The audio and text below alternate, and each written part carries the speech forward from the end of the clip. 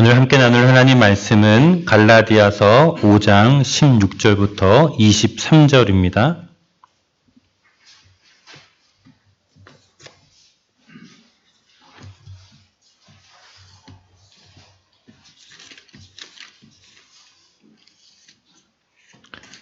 신약성경 갈라디아서 5장 16절부터 23절까지 말씀.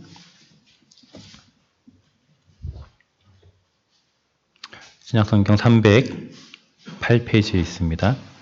우리 16절부터 23절까지의 말씀 함께 읽겠습니다. 내가 이르노니 너희는 성령을 따라 행하라. 그리하면 육체의 욕심을 이루지 아니하리라. 육체의 소욕은 성령을 거스르고 성령은 육체를 거스르나니 이 둘이 서로 대적함으로 너희가 원하는 것을 하지 못하게 하려 함이니라. 너희가 만일 성령의 인도하시는 바가 되면 율법 아래에 있지 아니하리라. 육체의 일은 분명하니 곧 음행과 더러운 것과 호색과 우상 숭배와 주술과 원수 맺는 것과 분쟁과 시기와 분냄과 당짓는 것과 분열함과 이단과 투기와 술취함과 방탕함과 또 그와 같은 것들이라. 전에 너희에게 경계한 것 같이 경계하노니 이런 일을 하는 자들은 하나님의 나라를 유업으로 받지 못할 것이요 오직 성령의 열매는 사랑과 희락과 화평과 오래 참음과 자비와 양선과 충성과 온유와 절제니 이 같은 것을 금지할 법이 없느니라. 아멘. 2025년 우리 한 해 동안 우리 교회가 함께 추구하고 나아가야 될 표가 있는데요. 우리 뒤에 있는 것처럼 성령님과 동행하는 교회입니다. 동행한다는 것은 함께 걸어간다는 것입니다. 함께 걸어갈 때 우리에게 중요한 자세는 내가 가고 싶은 대로 가는 것이 아니라 주님과 발 맞추는 것입니다. 그러려면 주님의 인도하심을 잘 받아야 합니다.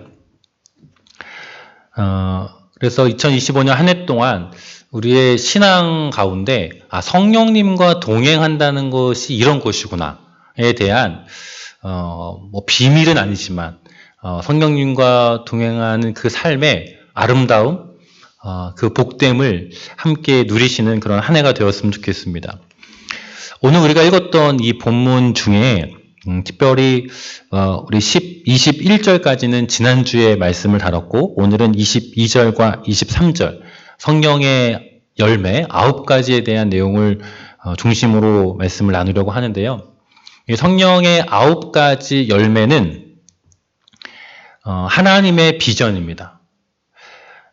우리 지난주에 다뤘던 21절 마지막에 보면 육체의 일, 성령의 일과 반대되는 육체의 소욕, 육체의 일을 15가지를 소개하면서 이런 일을 하는 자들은 하나님의 나라를 유업으로 받지 못한다라고 이야기했습니다. 그렇다면 반대로 하나님의 나라를 유업으로 받는 삶, 하나님 나라의 삶을 살아가는 삶의 모습은 어떠한 모습인지가 오늘 우리가 읽었던 22절과 23절 성령의 열매로 소개되고 있는 것입니다. 그래서 우리 교회의 2025년 비전이 성령님과 동행하는 교회인데 이 비전, 이 표를 조금 더 구체화시키고 조금 더 자세하게 설명된 모습이 있다면 그것이 바로 성령의 9가지 열매입니다. 그래서 2025년 우리 한 해 동안 우리 교회가 여러분 한 분 한 분이 성령님과 동행하는 삶을 살았을 때 25년이 다 끝났을 때 우리가 한번 한 해를 되돌아보면서 평가할 때 우리가 성령님과 동행하며 잘 살았구나 라는 그런 마음으로 충만하다면 우리 가운데 그 증거는 오늘 22절과 23절에서 우리가 봤던 성령의 열매가 우리 교회 가운데 얼마나 맺혀져 있는가 하는 것입니다. 성령님과 동행하는 삶을 나름대로 애쓰고 발버둥 쳤는데 나중에 열매 가운데 이 9가지 열매는 안 보이더라. 그러면 한 해 동안 성령님과 동행하는 삶을 잘 못 산 것입니다.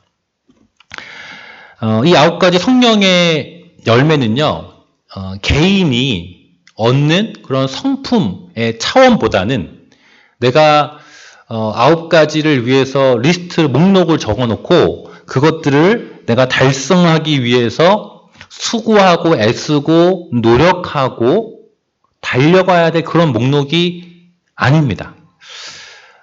성령의 9가지 열매를 하루에 한 가지씩 내가 오늘은 사랑, 내일은 희락, 다음 날은 화평 하기 위해서 한 가지씩 내가 어떤 행동을 하겠다, 어떤 계획을 세워서 어떤 행동을 하겠다라고 다짐하는 방식으로 성령의 열매를 맺을 수가 없다는 것입니다. 오히려 이 성령의 열매는요, 하나님과의 깊은 관계를 맺으면 돼요.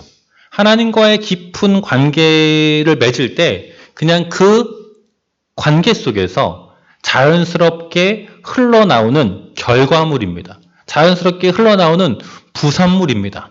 그래서 9가지를 내가 날마다 무엇이 성령의 열매인지를 내가 이거를 외우고 보고 익히고 이것들을 행하기 위해서 하나하나 노력하지 않더라도 하나님과의 깊은 관계 가운데 들어가서 성령님의 인도하심을 따르게 되면 나도 모르게 자연스럽게 성령의 9가지의 모습이 나의 삶 가운데, 우리 교회 가운데 나타나게 될 것입니다. 먼저 그러면 성령의 9가지의 내용, 우리가 성령님의 인도하심을 잘 따르고 동행하였을 때 나타나게 될 궁극의 열매가 무엇인지 하나하나 먼저 간략하게 소개를 해드리겠습니다. 성령의 열매의 첫 번째는 사랑입니다. 헬라어의 사랑을 지칭하는 여러 단어가 있는데요. 필레오라는 단어도 있고 에로스라는 단어도 있습니다. 그러나 오늘 본문에 나오는 이 사랑은 아가페라는 사랑입니다. 아가페는 여러분이 아시는 것처럼 부모가 자식을 사랑할 때 사랑하는 것과 같은 무조건적인 희생의 사랑입니다. 이 사랑은 자녀의 어떠함과는 상관이 없습니다. 상대방의 어떠한 조건인지와 상관이 없습니다. 우리가 흔히 연애할 때의 사랑은 에로스라고 이야기합니다. 열정적입니다. 그 사랑은 상대방이 어떠한가에 달려 있습니다. 어느 정도는 나에게 맞춰주고 나에게 호감이 있고 내 마음에 끌림이 있고 또 그 사람도 나에 대해서 적당한 정도의 관심을 가져줄 때 서로 통하는 감정이 에로스라면 이 아가페의 사랑은요, 상대방의 어떠함과는 상관이 없는 거예요. 그냥 내 안에서 무한하게 무한정으로 흘러나오는 사랑의 상태, 그게 바로 아가페의 사랑입니다. 우리 안에 성령의 열매가 있을 때 우리 안에 있게 되는 삶의 속성 중에 하나는 이 사랑이 우리 가운데 넘치게 되는 것입니다. 사랑은 하나님의 본질적인 속성이기도 합니다. 그래서 사도 요한은 하나님은 사랑이시다 라고 표현하기도 했습니다. 그런데 우리가 한 가지 잘 기억해야 될 것은 여러분, 사랑의 기본적인 전제는 무엇이냐면 절대적인 자유입니다. 여러분, 사랑을 하려면요, 절대적인 자유가 있어야 돼요. 그 말은 내가 무언가를 선택할 자유도 있고 선택하지 않을 자유도 있어야 합니다. 그래서 우리에게 하나님께서 주신 게 무엇이냐면, 태초에 우리에게 주신 게 무엇이냐면 바로 선악과입니다. 여러분, 선악과는 하나님께서 먹지 말라고 주신 것이죠. 먹지 말라고 주셨지만 우리에게는 어떤 자유가 있나요? 먹을 수 있는 자유가 있습니다. 하나님께서 우리에게 그 자유를 제한하고 이거는 나쁜 거니까, 이거 먹으면 안 되는 거니까 내가 애초에 먹을 수 없게 해놓을게 라고 해서 선악과를 접근하지 못하도록 다 방어막을 쳐놓으시면 우리는 어떻게 되는 거예요? 선악과를 안 먹을 수 있죠. 예, 당연히 안 먹을 수 있습니다. 그러면 우리에게 뭐가 없는 거죠? 절대적인 자유가 없는 거예요. 예, 절대적인 자유가 없는 거죠. 우리는 선악과를 먹고 싶어도 먹을 수 없는, 그냥 어쩔 수 없이 안 먹게 되는 상황이 되는 거예요. 그러면 좋지 않나? 그러면 뭐가 문제가 될까요? 그러면 우리는 사랑을 할 수가 없습니다. 왜요? 내가 하기 싫은 일인데 어쩔 수 없이 그것을 할 수 없다면 그것은 우리의 자발적인 사랑이 아니겠죠. 부모님들이 자녀들을 통제하는 게 요즘 어렵습니다. 뭐 핸드폰이나 뭐 게임기나 뭐 등등등 내 마음대로 되지 않습니다. 그런데 아이들한테 통제할 수 있는 유일한 힘이 뭐죠? 용돈을 안 주는 거예요. 또 엄마 말 안 들으면 용돈을 다 끊어버릴 거야. 그러면 자녀들이 말을 듣겠죠. 왜요? 자기는 필요한 게 있고 안 주면 안 되니까. 자기가 돈을 벌 수 없으니까. 그렇게 하면 안 되기 때문에 부모 말을 들을 수밖에 없는 거죠. 그 조건 때문에. 마치 하나님께서 우리에게 선악과를 주신 것은 우리에게 절대적인 자유를 주셨다는 것을 의미합니다. 그래서 사랑은 그런 절대적인 자유가 선행되어야지만 할 수 있는 것입니다. 하나님께서 우리에게 그러한 절대적인 자유를 주셨는데 이제 그 절대적인 자유를 가지고 우리는 하나님과 친밀한 사랑의 관계를 누릴 수 있게 된 것입니다. 하나님 안에 거하는 삶, 성령 안에 거하는 삶을 살게 될 때 우리는 이러한 사랑의 속성들을 가지고 열매를 맺게 됩니다. 내가 이제 누군가를 사랑하는데 그 사람의 어떠함 때문에 내가 사랑할 수밖에 없기 때문에 사랑하는 것이 아니라 그 사람이 나에게 어떠하게 했기 때문에 내가 사랑하는 것이 아니라 내가 그 사람의 허물과 단점과 연약함에도 불구하고 온전히 그 사람을 사랑할 수 있는 사랑의 상태가 되는 것입니다. 그것이 성령의 첫 번째 열매입니다.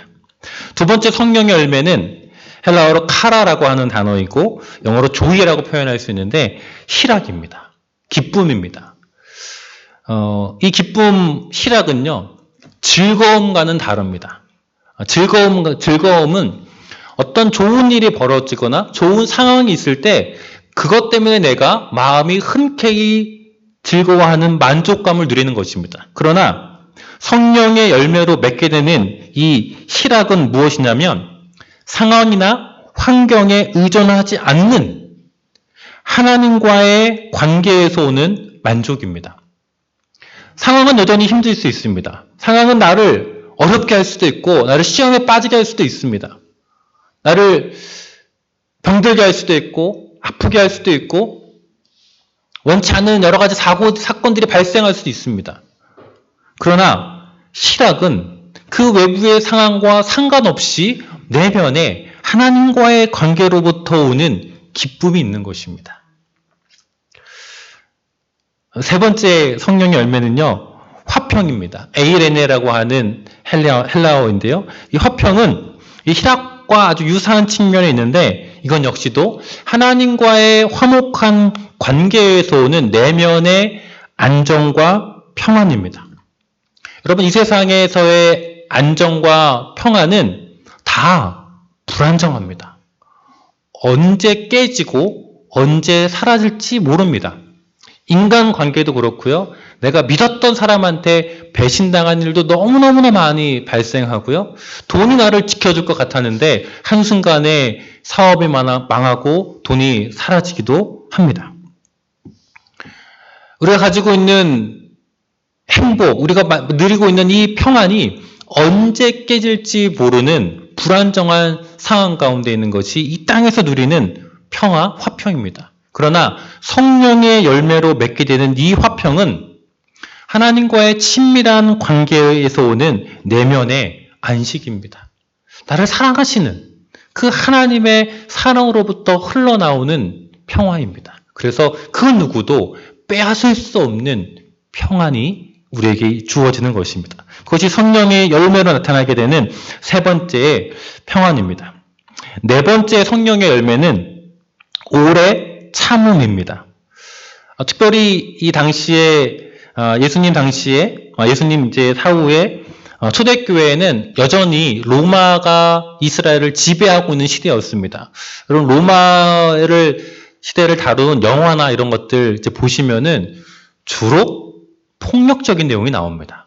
그랬던 이유가 이 당시에는 어떤 공격에 대해서 복수를 하거나 보복을 하는 것을 당연한 것으로 여겼습니다. 그것이 본인의 의무, 자존심이었고 그것을 너무나 자연스럽게 생각하는 문화였습니다. 그래서 만약에 누군가를 공격을 했는데 거기에 대해서 복수나 보복을 하지 않고 가만히 있는 것은 정말로 힘이 없거나 아니면 무능력하거나 이런 자라고 이제 취급을 받았던 것이죠. 그러한 상태에서 억울한 일을 당하고 화나는 일이 있지만 무언가 이유 때문에 오래 참는 것. 내가 보복하지 않더라도 하나님께서 보복하실 거야. 하나님께서 갚아주실 거야 라는 믿음을 가지고 오래 참을 수 있음. 그것은 하나님의 전능하심에 대한 온전한 신뢰에서 나오는 믿음의 행위입니다. 성령의 네 번째 열매는 그러한 오래 참음이 있게 됩니다. 내가 당장에 어떻게 해야 될 것 같아서 불안하거나 조바심을 내지 않을 수 있는 것, 그것이 바로 성령의 열매입니다. 다섯 번째 성령의 열매는요, 자비입니다. 영어로는 kindness입니다. 친절함을 의미합니다. 친절하고 따뜻한 태도를 의미하는데 다른 사람의 필요들을 채워주기 위해서 적극적으로 돕는 행위를 말합니다. 친절하다는 게 그냥 나를 찾아오는 사람들에게 내 주변에 있는 사람들에게 예의 바르게 상냥하게 대하는 그런 소극적인 의미에서의 자비가 아니라 어려운 이웃들에게 불행에 빠진 사람들에게 찾아가고 적극적으로 그들을 돕고 함께 아파하며 위로해 주는 마음, 그것이 바로 자비입니다. 우리 안에 성령의 열매가 있게 될 때 바로 그러한 자비의 마음이 흘러 넘치게 됩니다. 힘들고 어려운 사람들을 보면서 그러한 따뜻한 긍휼의 마음이 있다면 성령의 열매가 우리 가운데 맺혀진 것이죠. 그러나 저 사람은 다 자기가 무능력해서 저런 거야. 자기가 노력을 안 하니까 저렇게 어려움에 빠져 있지 하면서 오히려 아주 냉철해지고 냉담해진다면 우리 안에 자비의 마음이 없는 것입니다. 그렇다고 여러분 그냥 어려운 이웃을 보면서 자비의 마음을 일부러 불러일으킬 필요는 없습니다. 그것은 성령의 열매이지 우리가 목표를 정해놓고서 행한다고 해서 우리가 자비로운 사람이 되는 것은 아니라는 것을 기억하셔야 됩니다. 여섯 번째 성령의 열매는요, 양선입니다. 굿니스입니다. 착함입니다. 그것 역시 그냥 착한 상태로 가만히 있는 것이 아니라 적극적으로 선을 행하는 것입니다. 선을 행하는 것보다도 더 중요한 것은 악에 대하여서 대적하는 것입니다. 악이 있을 때 그냥 나는 착하니까 그냥 멀뚱멀뚱 멀리서 바라보는 것이 아니라 그 악과 대항해서 적극적으로 싸우는 것이 진정한 선을 지키는 것입니다. 일곱 번째 성령의 열매는 충성입니다. 나와의 신뢰의 관계를 잇는 사람들과의 이 언약적 관계를 깨뜨리지 않고 끝까지 믿을 수 있는 존재가 되는 것입니다. 여러분, 충성스러운 사람에게 일을 맡기면 안심이 돼요. 왜냐하면 이 사람이 해낼 거를 알아요. 어렵고 힘들더라도 궁극적으로 해낼 것을 알기 때문에 그냥 마음이 놓입니다. 그러나 이 충성스럽지 않은 사람한테 어떤 일을 맡기게 되면 불안합니다. 과연 이 사람이 그 일을 끝까지 할까? 내가 또 중간중간에 확인을 해보고 체크하고 그래서 잘 되고 있는지를 계속해서 확인해야 되는 이러한 일들이 생깁니다. 그러나 충성스러운 사람은요, 자기에게 맡겨진 그 일을 끝까지 해냅니다. 여러분, 우리가 성령의 열매 가운데 이 7번째 충성의 열매가 있기를 소망합니다. 8번째 성령의 열매는요, 온유입니다. 젠틀리스인데요, 부드러움이라고도 할 수 있지만, 여러분, 누가 부드러울 수 있습니까? 힘이 없는 사람이 부드러울 수 있습니까? 아닙니다. 힘이 없는 사람은요, 그냥 약한 겁니다. 그럼 부드러울 수 있는 사람은 누가 부드러울 수 있냐면 강한 사람이 부드러울 수 있습니다. 그래서 이 온유라고 하는 것은 통제된 강함입니다. 나에게 힘이 있긴 있지만 이 힘을 절제하는 것입니다. 이 힘을 과용하거나 사용하지 않고 오히려 다른 사람을 존중하고 배려하는 태도가 바로 온유함입니다. 그냥 나약한 상태의 모습이 아닙니다. 성령의 8번째 열매는 이러한 온유함이 있는 것입니다. 마지막 성령의 9번째 열매는 절제입니다. 셀프 컨트롤, 자기 통제입니다. 자신의 욕구와 내면의 감정을 잘 다스릴 줄 아는 능력, 이것이 절제입니다.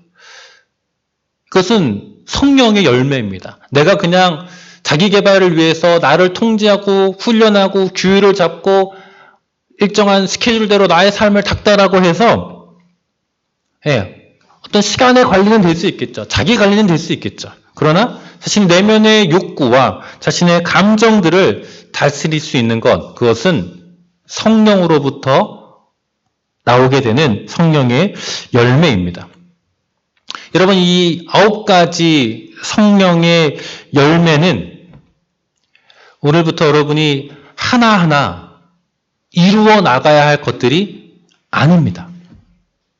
여러분, 씨앗을 심었습니다. 그러면 다음날 가서 얼마큼 자랐는지 다시 파보면 될까요? 안 될까요? 안 되죠. 잘 있겠지 믿고 2, 3일 기다린 다음에 그런데 혹시 2, 3일이 지났는데 얘가 조금 발화를 했으려나? 또 캐보면 될까요? 안 될까요? 안 됩니다. 자랄 때까지 기다리는 것이죠. 씨앗의 속성을 믿고 그냥 있으면 그 씨앗 안에 있는 그 생명의 힘이 스스로 약동하여서 땅을 뚫고 나와서 성장해서 나중에 필요한 열매를 맺게 되는 것입니다. 우리가 성령의 열매를 맺을 때 하나하나의 요소들을 나의 목표로 삼고 내가 그것들을 달성하기 위해서 노력하는 것이 아니라 내가 날마다 성령의 인도하심을 따라가는 삶을 살 때 그냥 그 삶을 살면 우리 안에 이러한 성품들이, 이러한 성령의 열매가 맺혀지는 것입니다. 그래서 진정한 성령의 열매가 맺혀진 사람인지 아니면 자신의 노력과 힘을 통해서 이것들을 마치 있는 것처럼 보이는 사람인지는 너무나 쉽게 구별이 됩니다. 성령의 열매를 가지고 자연스럽게 맺혀진 사람은 그 삶의 중심에 하나님과의 깊은 교제가 있습니다. 그러나 자신의 노력으로 충성과 온유와 절제와 오래 참음과 자비와 양성과 사랑과 희락과 화평을 내가 만들겠다라고 하는 사람의 삶은 바쁩니다. 정신이 없어요. 왜? 이 많은 목표들을 이루어가기 위해서 얼마나 노력을 많이 해야 되겠어요. 하나님과 교제할 시간이 없습니다. 이 목표 때문에.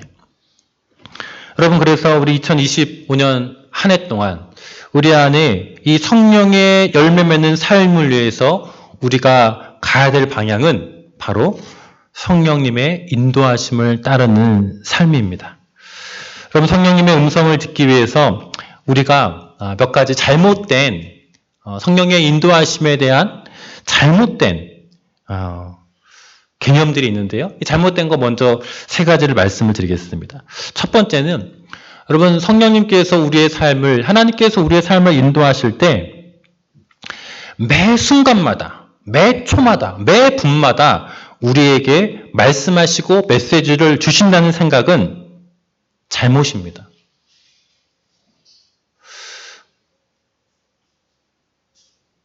여러분, 하나님께서 우리 가운데 매 순간에 말씀하실 수 있죠. 있습니다. 그러나 매 순간마다 하나님께서 우리에게 이렇게 해라, 저렇게 해라, 요렇게 해라, 저건 하지 말라라고 매 순간마다 하나님께서 우리에게 메시지를 주시지 않습니다. 그러면 좋을까요? 사실은 그러면 우리는 아까 제가 좀 길게 말씀드렸는데 우리는 사랑의 관계가 아닌 것이죠. 절대적인 자유를 가진 존재가 아닌 것이죠. 여러분 자녀들이 혹시 키우는 자녀들이 여러분을 찾아와서 아빠, 엄마, 내가 오늘은 무슨 색 옷을 입을까? 내가 오늘은 어떤 양말을 신을까? 엄마, 내가 양말을 신는데 오른쪽 발에 먼저 양말을 신을까? 왼쪽 발에 먼저 양말을 신을까? 엄마, 근데 그 다음에 바지를 입을 때는 왼쪽 다리를 먼저 넣는 게 좋아? 오른쪽 다리를 먼저 넣는 게 엄마의 뜻이야. 엄마의 뜻대로 하고 싶어. 그렇게 물으면 여러분 부모로서 뭐라고 해주고 싶으세요? 답이 있죠. 네 하고 싶은 대로 해. 네. 자녀가 부모의 큰 뜻을 거스르지 않는 한 자녀가 마음껏 자신의 자유를 누리면서 자신의 행복을 누리면서 잘 사는 것, 그것이 부모의 마음입니다. 그래서 모든 것을 내 뜻대로 다 하기를 바라는 관계는 다 치명적으로 깨어질 수밖에 없습니다. 그것은 억압하는 관계가 되는 것이죠. 통제하는 부모가 되는 것이죠. 그래서 하나님께서 우리에게 매 순간에 메시지를 다 주신다라고 생각하는 것은 잘못된 하나님의 음성에 대한 착각, 오해입니다. 또 한 가지 오해는 잘 들으셔야 되는데 모든 해답은 성경에 다 있다라고 하는 것도 큰 착각과 오류입니다. 여러분이 어떠한 직업을 선택해야 될지에 대해서 성경은 말하지 않습니다. 여러분이 어떠한 직업을 선택하고 누구와 결혼해야 될지에 대해서 성경은 말해주지 않습니다. 원리는 말해줄 수 있습니다. 원리는 말해줄 수 있습니다. 어떠한 가정을 꾸려야 하고 어떠한 직업을 통해서 어떠한 일을 해야 되는지, 직업이라는 것을 통해서 어떻게 사람들을 섬기고 이웃을 섬기고 세상을 섬겨야 하는지에 대한 원리들은 이야기할 수 있습니다. 그러나 어떤 직업을 선택해야 되고 누구를 만나야 하고에 대해서 성경은 우리에게 말해주지 않습니다. 성경은 룰렛 게임이 아닙니다. 러시안 룰렛이라는 게임이라 하기는 좀 그렇지만 게임이 있습니다. 이 동그랗게 돌아가는 연발 권총에다가 총알을 하나를 집어넣는 것이죠. 그리고 방아쇠를 당깁니다. 다행히 총알이 없는 곳에 공이가 때리면은 총알이 날아가지 않겠죠. 그런데 하필 6개나 8개의 그 탄창 속에 하나에 다음에 발사되는 곳에 총알이 있었으면 총알이 날아가겠죠. 네, 러시안 룰렛 게임인데요. 성경 룰렛이 있습니다. 그죠? 하나님 오늘 어디를 설교할까요? 알려주십시오. 오늘은 전도서 4장 1절이군요. 이게 뭐예요? 성경 룰렛입니다. 이것을 두 글자로 뭐라고 이야기하냐면 미신이라고 이야기합니다. 미신.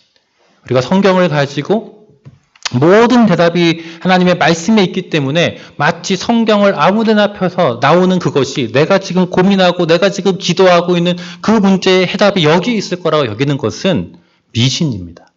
하나님께서는 우리에게 한 번도 그렇게 성경을 사용하라고 주시지 않습니다. 성경은 하나님의 말씀, 구원에 이르는 진리를 말하고 우리에게 많은 믿음의 원리들을 주지만 우리의 삶에 적용할 때는 우리가 다른 방식으로 성경을 활용해야 됩니다.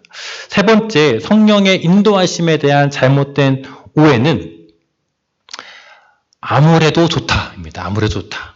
어차피 다 하나님의 뜻인데 라고 하는 것도 잘못된 오해입니다. 여러분, 이 세상에 일어나는 모든 일은 하나님의 뜻이 아닙니다. 잘 들으십시오. 이 세상에 일어나는 모든 일이 다 하나님의 뜻은 아닙니다. 모든 일이 하나님의 주권 하에 일어나긴 합니다. 그러나 이 세상에 일어나고 있는 모든 일들이 다 하나님의 뜻과 하나님의 계획대로 다 이루어지는 것은 아닙니다. 하나님은 우리가 결정하고 선택하고 판단하는 그 일들 통하여서 하나님의 뜻을 이루어가기를 원하십니다. 하나님은 우상을 숭배하는 출애굽한 이스라엘 백성들을 다 죽이겠다라고 모세에게 말씀하셨습니다.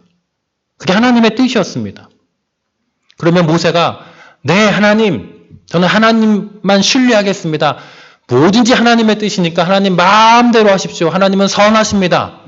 그랬다면 오늘 이스라엘 사람들은 없겠죠. 모세의 사람만 있겠죠. 그러나 모세는 그렇게 하지 않았습니다. 하나님, 이 하나님의 백성을 왜 버리시려고 하십니까? 왜 이 백성을 죄악 가운데 건져내신 이 백성을 버리시려 하십니까? 하나님 차라리 이 사람들의 데려가지 않으실 거면 저를 생명책에서 지워주십시오. 라고 하면서 기도했습니다. 그래서 어떻게 됐을까요? 하나님의 뜻이 이루어졌을까요? 아닙니다. 하나님의 뜻을 바꾸셨습니다. 하나님의 계획을 바꾸셨습니다. 여러분, 성경은 모든 것이 하나님의 뜻대로 이루어지니까 우리는 가만히 앉아서 대기하라는 것이 아니라 우리가 하나님의 뜻을 이루어가는 사람들로 부르셨다라고 이야기합니다.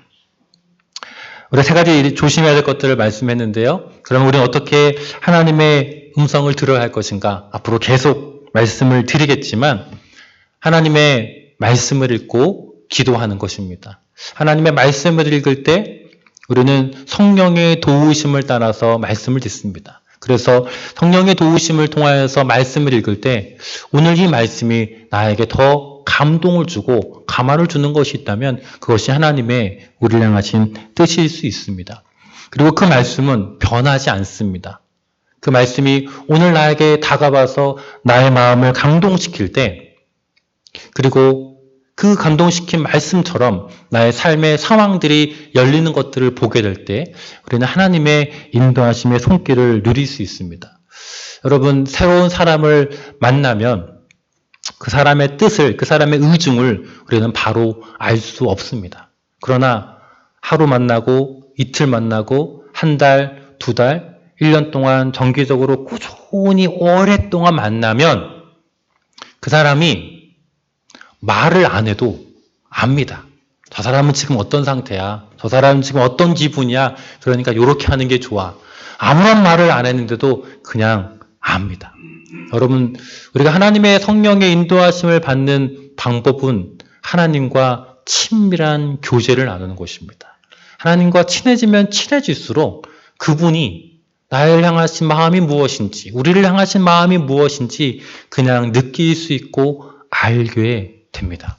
하나님과의 친밀한 교제를 통하여서 하나님의 인도하심을 날마다 받아 살아가는 저와 여러분의 삶이 되기를 주님의 이름으로 소망합니다.